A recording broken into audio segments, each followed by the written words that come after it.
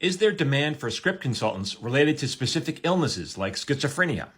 I get this question a lot of people hoping to consult in Hollywood in their area of expertise. Now, I work in comedy where I think consultants are much less common. I think in a drama, it's probably more common because if you have a show that takes place in an emergency room, you certainly want to have someone on staff who knows how an emergency room actually operates, so it looks right. In comedy, you get a little more room for dramatic license. Now, first you have to ask yourself this question. Are there any shows on the air where there's a character dealing with schizophrenia? If the answer is no, then there's no demand. If there's one or two shows, there's still no demand. There's not a lot of demand for that.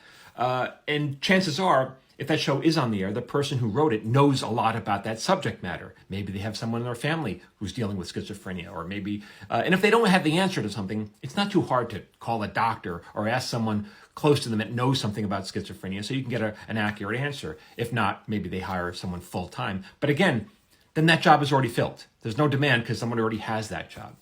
Now, in my long career, I've only worked on one show where we had a full-time consultant. And again, I work in comedy. And that's the one I'm currently on now, Tacoma FD, which takes place in a fire department.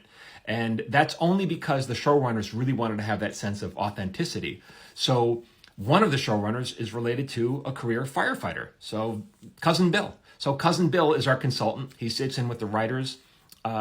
So, we get a sense of how it really works in a fire department. He's also on set to make sure the actors know how to properly roll a fire hose, how to hold a piece of equipment so it looks right. Sometimes I'll watch a show that takes place in Hollywood, or a movie about Hollywood, and I'm like, that's not how it works. And certainly the person who wrote that episode knows how Hollywood works because they work in Hollywood. So why are they not depicting it 100% accurately? Because it's not dramatic. In real life, the reality is boring. So they take dramatic license. They bend the rules a little to make it more interesting. It's not a documentary. So is there demand for consultants?